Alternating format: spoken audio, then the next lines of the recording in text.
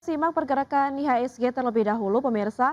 Saat ini IHSG berada di level 6.326 ya mengalami kenaikan di 0,11%. Dari top gainers pemirsa ada Antam, Tins, Aman dan juga Bumi. Sementara top losers ada PRDL, Enzo, Energi, Medco dan juga Bah.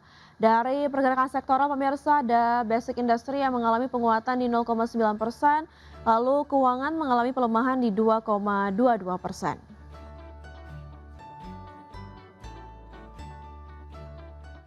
Pemirsa kita beralih kembali ke Pak Arya terkait melanjutkan dialog yang sebelumnya. Pak Arya, terkait jadwal BPS yang dijadwalkan merilis data pertumbuhan ekonomi pada kuartal 2 2026 pada hari ini.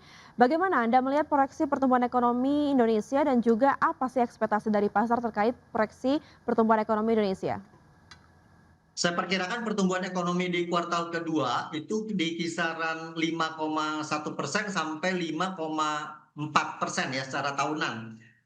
Jadi sepertinya berpotensi melambat ya dibandingkan 5,61% di kuartal pertama. Nah, perlambatan ini bukan karena ekonominya buruk ya, tapi angka kuartal pertama itu kan ada dorongan dari belanja pemerintah, pembayaran tunjangan hari raya THR ya, terus ada konsumsi waktu Ramadan, ada program bantuan peningkatan daya beli di situ. Nah, sedangkan di kuartal 2 efek basis tersebut udah mulai berkurang ya. Sementara tekanan harga energi, ada pelemahan rupiah, ketidakpastian global juga itu menahan konsumsi kemungkinan ya serta investasi. Arus investasi juga kemudian agak melemah sehingga penopang utama tetap berasal dari konsumsi rumah tangga, belanja pemerintah, konstruksi, perdagangan dan beberapa industri pengolahan ya. Jadi kalau realisasinya berada di 5,3%, pasar kemungkinan menilai positif ya. Tapi kalau turun mendekati atau di bawah 5%, investor mempertanyakan kekuatan permintaan domestik ya. Jadi kalau yang terpenting itu bukan sekadar angkanya, tapi kualitas pertumbuhannya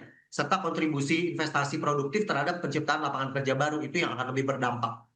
Baik, jadi Mas sebenarnya ekspektasi pasar masih berbeda-beda terkait menunggu hasil terlebih dahulu ya Pak terkait kualitas dari pertumbuhan ekonomi Indonesia sendiri ya. Pak Arya, Yes. kita simak terlebih dahulu terkait bursa Asia Pak Arya. Ya. Pemirsa dapat menyimak grafisnya di layar kaca Anda, di mana Nikkei 225 mengalami kenaikan di 2,85%, STI mengalami pelemahan di 0,53%, Kospi menguat di 3,42% dan Hang Seng melemah di 0,17%. Dari saham pilihan analis pemirsa ada BRMS, INTP, WIIM dan juga BBNI yang semua sahamnya direkomendasikan buy. Waria, mari kita membahas terkait saham pilihan yang pertama yaitu datang dari BRMS. Support di Ya. 535 dan juga resisten di 650 direkomendasikan buy. Silakan Pak. Ya.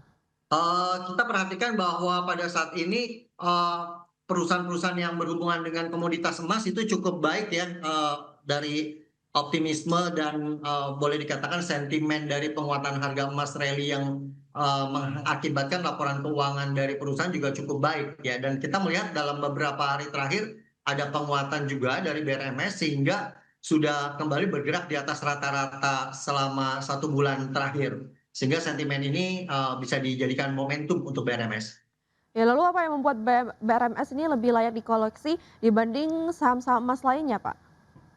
Ya, sebenarnya ada beberapa pilihan ya. Jadi seperti MDKA juga momentumnya cukup bagus ya, tapi kita melihat bahwa momentum yang terbaik itu di BRMS dan MDKA sehingga kita pilih salah satu ya, dan kita sebutkan BRMS sebagai salah satu opsi.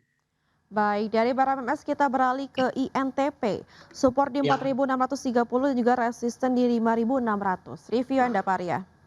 Ya, kita melihat bahwa INTP merupakan salah satu perusahaan yang bergerak di bidang basic industry untuk semen ya, itu juga merupakan gross profit-nya termasuk yang paling tinggi ya di antara perusahaan-perusahaan semen lainnya. Dan biasanya realisasi proyek itu berada di kuartal 3 dan 4 secara agresif. Oleh karena itu kita memperhatikan bahwa pergerakan INTP juga dari sejak bulan Juni sampai sekarang itu sudah terbentuk tren secara pergerakan intermediate uptrend dan momentumnya saat ini juga sedang baik sehingga ketika ada pelemahan dekat di area support bisa diperhatikan untuk bisa entry untuk mengikuti momentum kenaikan selanjutnya. Baik, untuk INTP term investasinya jangka pendek, menengah atau panjang Pak Arya? Bisa untuk jangka menengah sampai 3 bulan ke depan. Baik, selanjutnya datang dari WIIM ya Pak, direkomendasikan Ya, buy juga. sektor consumer, kita perlu perhatikan bahwa juga mengalami penguatan ya, dan ini adalah salah satu pilihan yang, konsolidasinya cukup baik dan baru saja terjadi, momentum pergerakan breakout dari level harga di, 1.700-an. Ya, jadi masih cukup dekat sehingga, masih ada ruang untuk melanjutkan pergerakan naik sampai angka Rp2.000. Jadi, ini kita bisa perhatikan sebagai salah satu alternatif ya. Mungkin kalau dipilihkan seperti GJRM, itu kelihatannya, reluctant bagi para investor retail untuk, ikut masuk karena angkanya, di kisaran Rp20.000 ya. Jadi ini bisa dijadikan alternatif di WIIM. Baik, dari WIIM kita beralih ke saham pilihan berikutnya, datang dari perbankan ya Pak, ada BBNI Ya. yang direkomendasikan buy juga.